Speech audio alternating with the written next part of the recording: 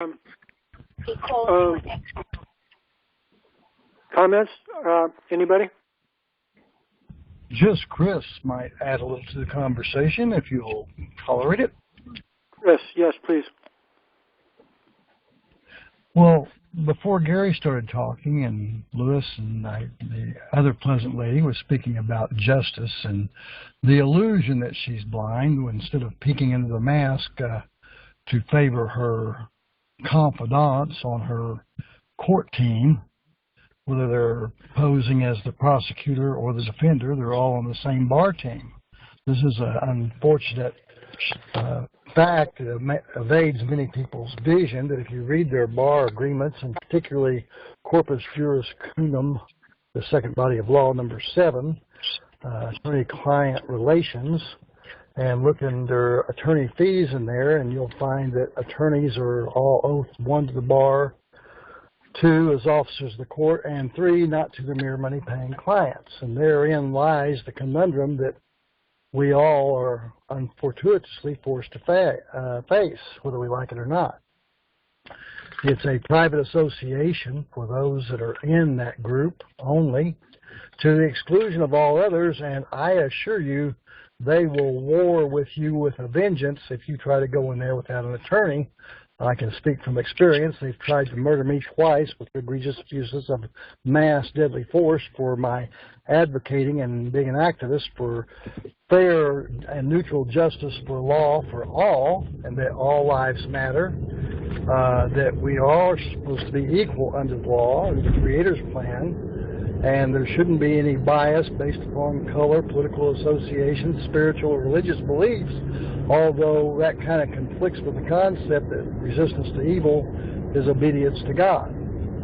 And when it's a pure evil, as we're seeing operative in the world these days, people in high positions of power are hurling word bombs to endanger the lives of innocent people who are really just people that love this country, whether they're black, brown, white, or Asian, or another vernacular.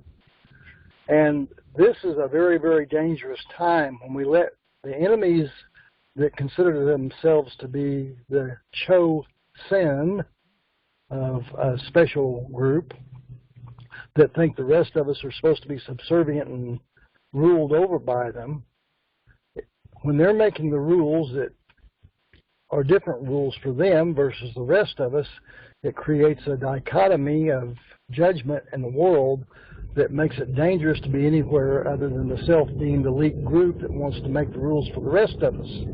And that's what I'm opposed to, is tyranny that's being heaped upon the world, not just here in America, although it's very noticeable here in America because we haven't been used to this generally, although some groups have been more exposed to it than others. But having the government attack you, attempt to obliterate you, to destroy your home, steal your home from you, valuables from you, break up your family, I can assure you is not a condition that any of you would want to be in, that I have found myself in.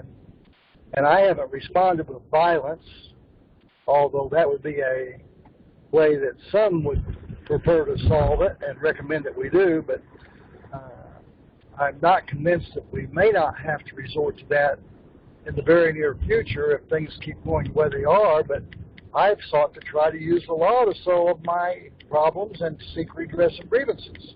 Although in a lawless court system where the bar is wielding its sword against the rest of us and trying to exclude, running an unconstitutional monopoly on the justice system as they are, it's a very dangerous concept for those who think that we should be able to present our own interest and follow Adderley versus the state of Florida, Tampa, Florida, in fact, and that we are all supposed to educate and remove ourselves from unbenighted ignorance and be articulate and able to present our own interest without hiring an attorney, one of the black robe priests of Baal, to supposedly present our interests so they can prey upon us because we're unsophisticated, unknowledgeable, and not able to use the law to our own self-interest. And in their game, they don't want us doing that because it becomes dangerous for them and their lucrative income. With that, I will describe some of the word terms they use that are word bombs to endanger the rest of us. These are murderous verbal assaults, very similar to lighting fire and hollering fire or lighting a fire in a theater.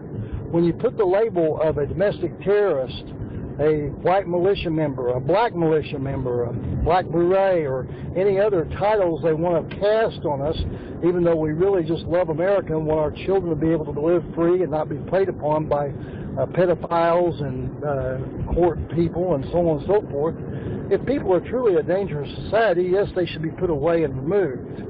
But whenever the word speak has become a weapon of war, and they weaponize the agencies of government against us, and we go to them thinking they're going to protect us, and all they're going to do is abuse us or wipe us off the face of the planet, kick our butt and take our stuff, it is very, very dangerous.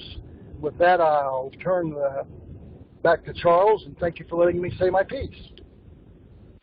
Thank you, Chris.